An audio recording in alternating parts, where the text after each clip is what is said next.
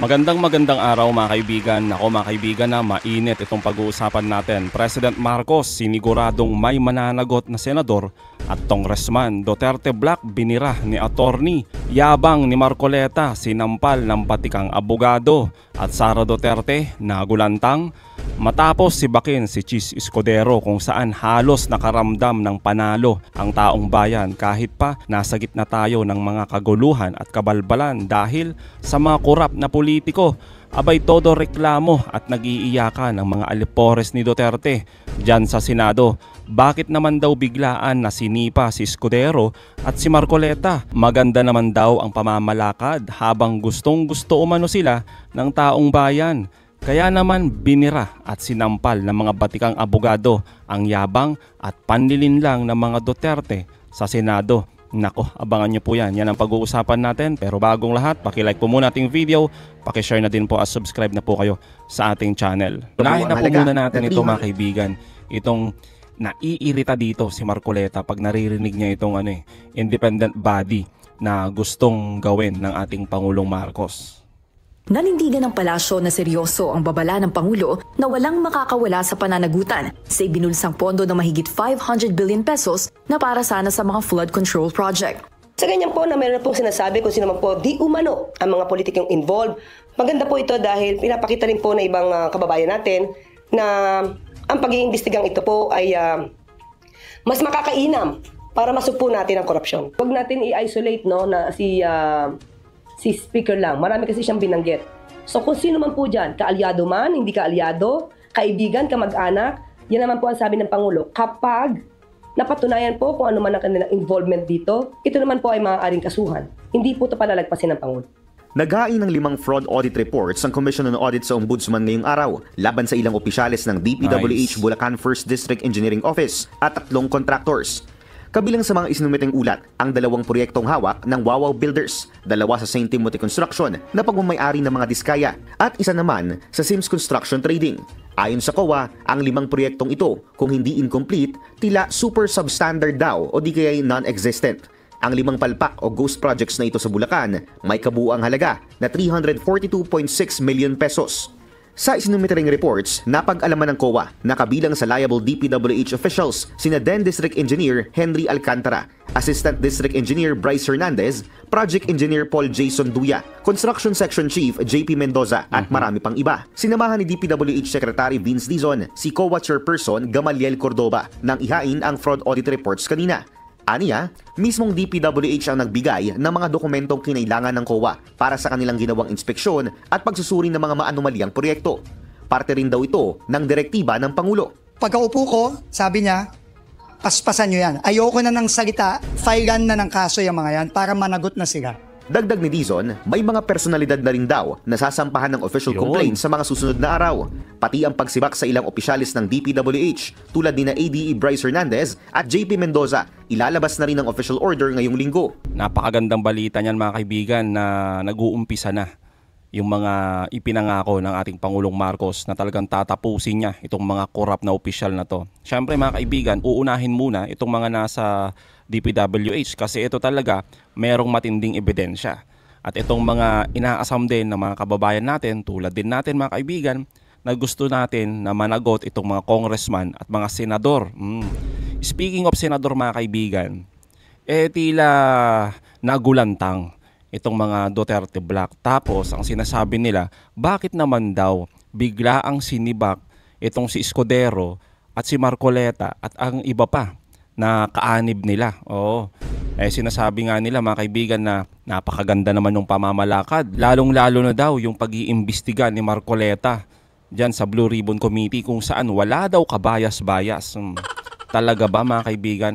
Kaya naman, etong matinding birada ni attorney. At ito para sa akin, isa pang sobrang convenient na point. Nung tinanong sila, wala bang senador na nakadeal nyo? Aba, wala. Sino naman ang naniniwala doon? Totoo. Given na may mga senador na nakaupo, pangalanan na natin, si Senator Bongo, yan yung construction company nung kanyang ama, na ang pangalan ay initials niya, si LTG. May on record na meron silang joint venture agreement with the Discayas. Di ba? So wala walang despite that fact, walang nangyaring koneksyon.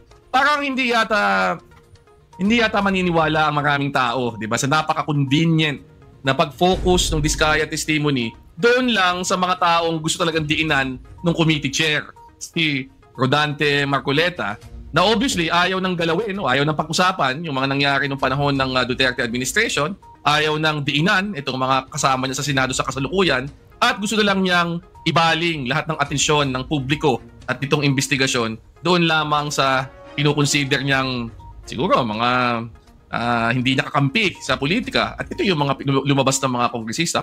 Totoo naman, di ba mga kaibigan, yung sinasabi dito ni Atty. Barry Gutierrez?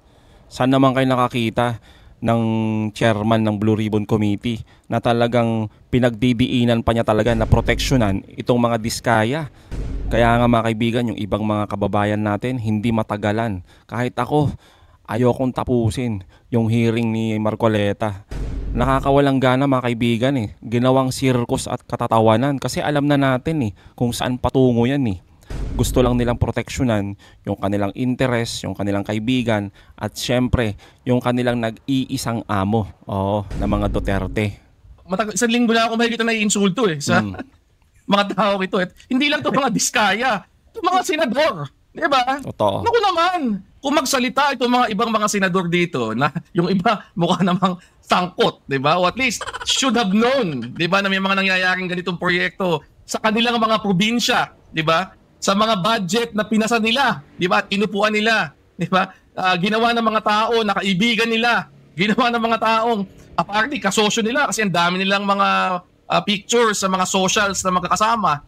Tapos kung magsalita, akala mo sila nakadiscover ng ng righteous indignation 'di ba? Sa kasaysayan ng sangkatauhan 'di ba?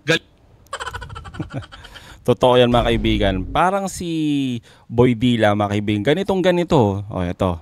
Nakapanlulumo, nakakagalit at nakakakulo ng dugo, Mr. President, na marinig at makita right before our very eyes. Ganyan mga kaibigan yung sinasabi ni Atty. Barry Gutierrez Yung madrama, akala mo talaga sincere, pero may tinatagong baho. Tingnan nyo, umalis nga yung mga ibang senador dito at yung ibang tao habang nagsasalita to di ba? Kasi naman mga kaibigan hindi kaya to napapaso sa pinagsasabi nito? Kapal ng mukha Yung pong mga hindi ko kayang sabihin na malademonyong proyekto. Baka naman mala Henry Alcantara na proyekto. Kaya hindi mo kayang sabihin. Ay nako talaga. Galit na galit, di ba? Parang, di ba, hindi natin pwedeng i-tolerate ito. Di ba? Pag nanakaw ito sa taong bayan, nasaan lahat yan? 3 months ago. Di ba? Bago pumutok itong isyong ito. Hindi naman ito bago Pinag-uusapan natin dito mga ibang mga transaksyon na, yun nga, nakaraang termino pa. 2016 pa nagsimula.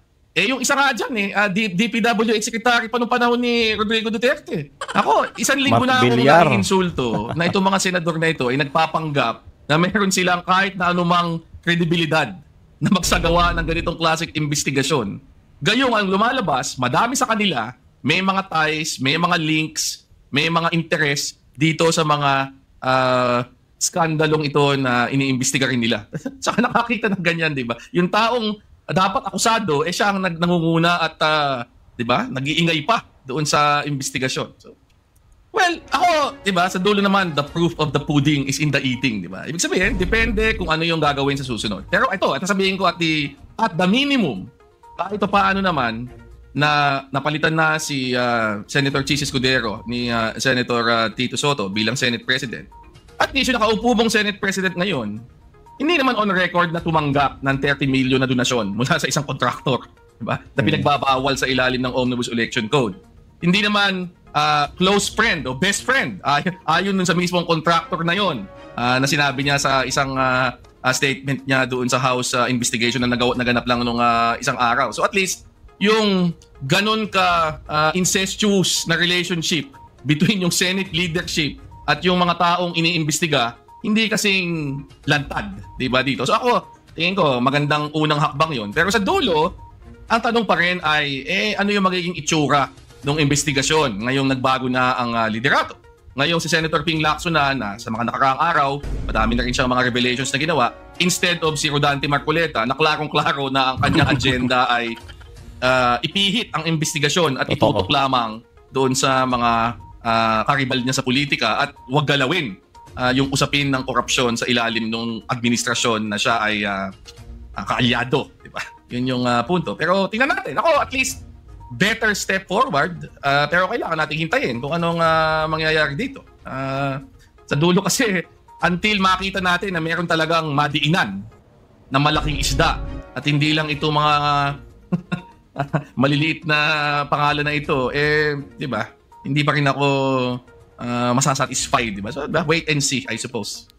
Totoo naman, di ba mga kaibigan, hindi tayo masasatisfied lang dito sa tinanggal si Marcoleta, pinalitan si Escudero, makukulong tong mga district engineer, itong si na Diskaya, na mga contractor. Hindi tayo natitigil doon mga kaibigan. Ang gusto talaga natin ay may managot na mga senador at mga congressman, di ba? Yung mga big fish, ika nga.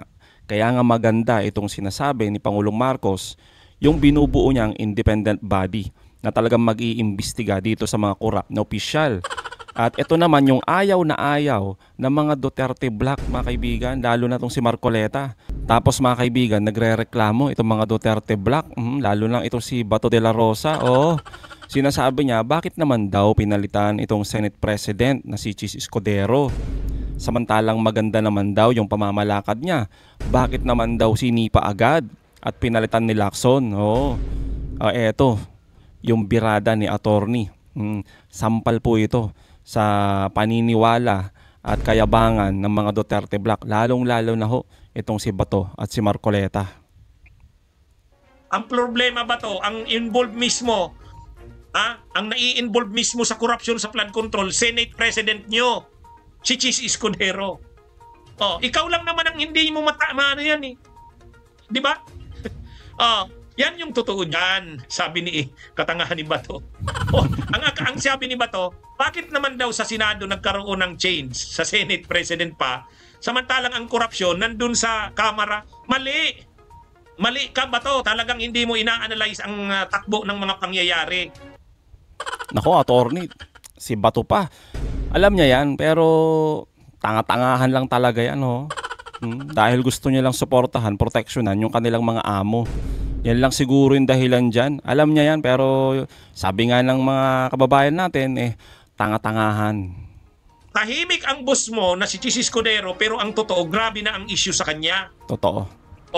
Grabe na ang issue kay Chis Escudero. At yung issue ng korupsyon sa flood control, hindi niya maiiwasan na involved siya doon dahil yung Center Waste Construction ni Lubiano na nag-donate sa kanya ng 30 million, yun. Grabe yun. Pangalawa, si Villanueva, kasamahan mo ba to? Kasamahan mo si Villanueva. Kailangan niya ring ipaliwanag yung mga insertions ni Chis. Di ba binigyan siya ni Chis ng 12 billion ang Bulacan? Saan napunta yun? Ang daming ipapaliwanag ninyo, Bato. Kaya lang, kayo kasi ni Marcoleta doon sa Blue Ribbon, ayaw niyong itouch yun. Yan ang problema sa iyo, Bato. Ayaw niyo ni Marcoleta na itouch yung korupsyon ng Senado. Ang gusto niyo lang yung Kamara. Doon ka nagkamali. Ang akala ni Bato, ang korupsyon daw sa House lang. Mali. Kahit sa Senado mayroon. Kaya lang, yung kasing Blue Ribbon Committee ninyo ni Marcoleta, ayaw yung pag-usapan. Kasi nga, gusto niyong protektahan si Villanueva at saka si Escudero, saka si Bongo. Yan ba to ang problema sa inyo? Totoo naman, di ba mga kaibigan, yung sinasabi dito ni Attorney Enzo. Lahat siguro tayo nag-a-agree dito sa obserbasyon ni Attorney. Halatang halata naman kasi mga kaibigan, no? Yung galawan ni Marcoleta, sobra. Siyempre, may mga senador na napapansin na nila, nalalagay na sila sa alanganin. Nalalagay na sila sa Saka, sa totoo lang, kung isa pang dahilan dyan, masyadong arugante si Marcoleta. Masyadong arugante si Marcoleta. Marami siyang nakakaaway. Kahit yung mga kasamahan niyang nasa majority. Tingnan nyo. Anong sabi ni Tulfo? Kasamahan niya yan sa majority, ha? Anong sabi ni Tulfo? You are unfair, You are being unfair, Mr. Chair. Tapos inaaway pa ni Marcoleta ang mga kasamahan niya, ang mga senador. Binabastos niya si Kiko. binabastos niya si Ping Lacson, binabastos niya si Tito Soto. Napaka-arrogante niya. Akala niya siya lang lagi ang tama. Oh, yan ang problema ni Marcoleta. Ang problema kay Marcoleta, Blue Ribbon. Binibaby siya ni Cheese. Binibaby siya ni Cheese eh. Oh, si Marcoleta naman mayabang na parang, hindi naman ako kayang pakialaman. So pa. Oh. Totoo yun mga kaibigan, di ba? Totoo yan na talagang niyabangan niya sina Senator Kiko Pangilinan, Tito Soto, di ba? Senator Lacson. Anong sabi niya? Tinawag niyang epal, papansin. Sinabi niya pa nga kay Kiko, pasikat daw, kailangan daw magpakitang gilas muna kung gusto niyang makuha yung Blue Ribbon Committee. No wonder mga kaibigan kung bakit sa Kamara noon ayaw nila dito. Kasi nga, eto yung tunay na ugali nito. Mayabang, arrogante. Ayan, pati dyan sa Senado. Hindi niya maitago yung tunay niyang ugali. Ayan tuloy. Anong sabi niya? Untouchable daw siya dyan sa Blue Ribbon Committee. Yan, gumalaw ang Pangulo. Ede, nasan ka ngayon? Iyak ka ngayon, no? Nabigla sila ngayon. Nabigla sila ngayon. Yung isa pa doon, ganito. Hindi si Marcoleta nag-a-update sa mga kasamahan niya sa Senado. Mayroon palang ilalabas na sinumpa ang salaysay ni Diskaya. Hindi man lang yan pinaabot ni Marcoleta sa mga kasamahan niya. Kaya dito, ang nangyari na dito, yung grupo ng mga pro-Duterte, sila Marcoleta, sila Bongo, naging mayabang ng masyado, sila Bato. Parang sila na ang naghahari sa Senado. Ay masyadong bastos sila Marcoleta, ma-arrogante. Kahit nga si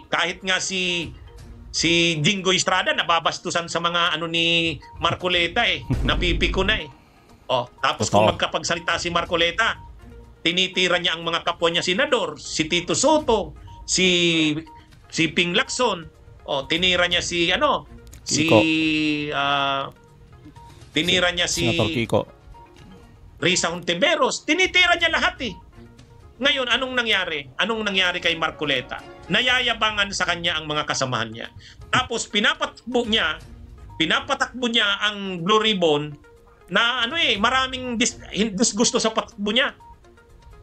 Halimbawa si JB Ercito, nagrereklamo na hindi siya nabibigyan ng fair na pagkakataong magsalita.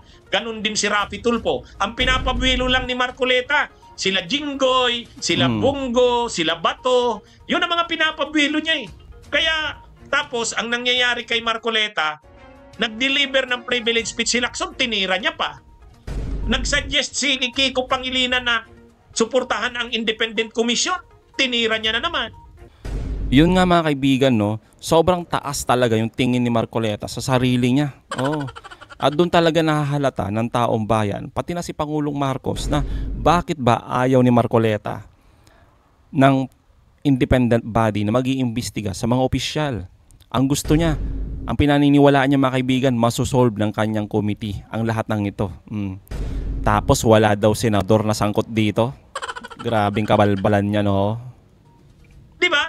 Masyadong iba yung patakbo ni Marcoleta. Ibang patakbo. Baguhan siya sa Senado, neophyte, and yet, Bagito. Akala niya, dahil malakas siya sa Senate President, akala nila ang Senate President, hawak nila, di ganon. Kaya ang nangyari dyan, yung kanilang mga kaarugantihan, parang yung mga pro-Duterte na mga senador, akala nila sila na ang naghahari sa Senado dahil kasama nila si Chis Escudero na Senate President. Ang hindi nila naiisip, marami na ring problema si Chis Escudero. Under siege si Chis Escudero dahil sa maraming issue. Si Villanueva, marami ring issue. Yan yung Tapos dumating sa punto na obvious na pinagtatakpan nila Marcoleta ang Duterte. Unang-una kapag pinag-usapan na si Duterte, kaagad binabara nila. Mapapansin nyo kung paano binara ni Marcoleta si Soto. Nagtanong lang si Soto doon sa chairperson ng PICAB. Pag sabing Duterte, pinatigil na kaagad ni Marcoleta Kahit yung sinumpaang salaysay ni Diskaya, anong laman ng sinumpaang salaysay na Diskaya? Walang nababanggit na senador, puros mga congressman, at walang panahon ni Duterte. Lahat panahon ni PBBM. So kumbaga obvious na kapag nagpatuloy ang Senado na ganon, masisira ang Senado. Totoo naman, 'di ba mga kaibigan, yung sinasabi dito ni Attorney Enzo, kung magtatagal pa kasi ito, talagang matutuluyan na masisira yung tingin ng taong bayan dito sa Senado.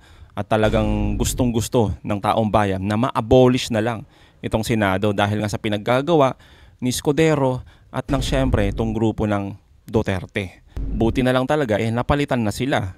Ngayon naman mga kaibigan, makakakita na talaga tayo ng totoong investigasyon kung saan hindi ito selective. Talagang maiimbestigahan lahat, lalo na itong mga sangkot na senador na nung una mga kaibigan, nakita talaga natin kung paano proteksyonan na mga katulad nila Marcoleta. Pero ngayon, eto na. Dahil sa pagbabago na ito, mas may prinsipyo, sina Tito Sen, sina Senator Lacson, di ba? May kredibilidad sila na patakbuhin at mag-imbestiga kung saan talaga ipapakita nila na mayroon talagang transparency at talagang may accountability. Lalong-lalo na sa mga sangkot dito mga kaibigan. Ang tanong, worth it ba itong pinagagawa ni Escudero na pagtatanggol dito sa mga Duterte, lalong-lalo na sa kanyang kaibigan na si Sara Duterte? Hindi rin naman siya nagtagal dyan sa pwesto mga kaibigan, di ba? At ang matindi pa dito, galit na galit ang taong bayan sa kanila. Sa tulad ni Escudero at nila Marcoleta na talagang ipinakita lang hindi labang ang kanilang yabang kundi talagang pansariling interes lang nila ang kanilang iniisip. So mga kaibigan, anong masasabi nyo patungkol dito?